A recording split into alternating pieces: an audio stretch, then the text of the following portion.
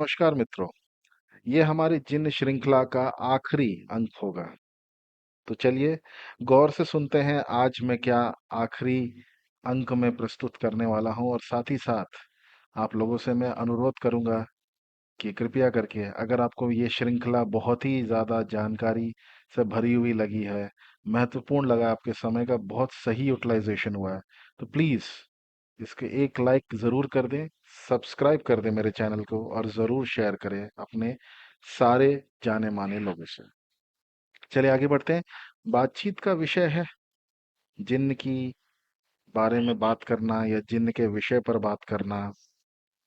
कुछ लोग इन्हें सिर्फ कहानियों का हिस्सा मानते हैं, जबकि और लोग इनके साथ अपने अनुभव साझा करते हैं। सच ये है कि जिन्न एक अदृश्य मगर वास्तविक सृष्टि है। ये इंसानों की तरह सोचते, महसूस करते और फैसले लेते हैं। कुछ नेक होते हैं, कुछ शरारती हैं, और कुछ खतरनाक भी। इंसानों और जिन्न के बीच बातचीत का विषय हमेशा रहा है। क्या हम उनसे संपर्क कर सकते हैं?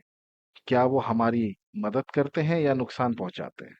और अगर हाँ, तो कैसे पता चले कि वो आसपास हैं? कोऑपरेशन विद जिन्स, जिन्न का सहयोग। इतिहास और रूहानी परंपराओं में कई उदाहरण मिलते हैं जिनमें इंसान ने जिन्न से सहयोग लिया है, लेकिन ये सहयोग हमेशा दो धारी तलवार की तरह रहा है। सकारात्मक सहयोग, कुछ जिन्न ज्ञान साझा करते हैं, रहस्य बताते हैं और किसी मुश्किल से इंसान की मदद करते हैं। नकारात्मक सहयोग ये होता है कि कई बार ये सहयोग इंसान को लालच, शक्ति या बदला लेने के लिए फंसाता है, और अंत में इंसान अपनी स्वतंत्रता खो देता है। यानी सहयोग संभव है, लेकिन इसकी कीमत बहुत भारी हो सकती है। कैसे पता चले अगर जिन आसपास हैं या असर डाल रहे हैं? तो इसके कुछ संकेत माने जाते हैं, जैसे अजीब आवाजें, कदमों की आहट, या अचानक ठंडी गर्म हवा का एहसास होना, बार बार चीजों का गुम होना या हिलना, सपनों में अजीब शक्लें, या वही व्यक्ति बार बार दिखना, किसी जगह पर जाते ही बेचैनी या डर का आना, बिना वजह थकान या गुस्सा बनना। ये सब संकेत हो सकते हैं कि कोई अदृश्य ताकत नजदीक है। अद्भुत अनुभव, कई लोगों के अनुभव बताते हैं कि जिन्न का सामना हमेशा डरावना नहीं होता। कुछ लोग ध्यान, तिलावट या प्रार्थना के दौरान अजीब रोशनी, आवाज और आकृतियां महसूस करते हैं। कभी वो मददगार लगते हैं, जैसे किसी मुश्किल से बाहर निकलना या छुपी हुई जानकारी देना। लेकिन ये अनुभव हमेशा विश्वसनीय नहीं होते, क्योंकि जिन्न इंसानों की भावनाओं के साथ खेल सकते हैं, और हमें सच और धोखे में फर्क करना मुश्किल हो जाता है, या नामुमकिन कुछ हिस्सों में। जिन्न की दुनिया, जिन्न की दुनिया हमारी दुनिया के समानांतर चलती है। उनकी भी समाज, खानदान और नियम होते हैं।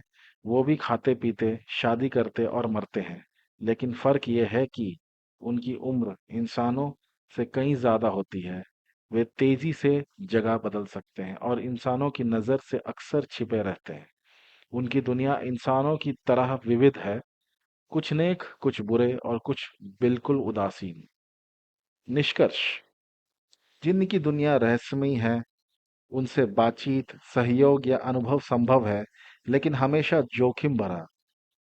अगर कभी संकेत मिले तो सावधानी बरतें, ज्ञान रखें, लेकिन लालच से बचें, और याद रखें, इंसान की असली ताकत उसकी नीयत और विश्वास है।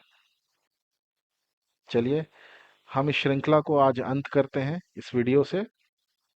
तब तक के लिए स्वस्थ रहिए, मस्त रहिए और जबरदस्त रहिए। और निसंकोच व्हाट्सएप कर सकते हैं, जो नंबर आपको स्क्रीन पर दिख रही है।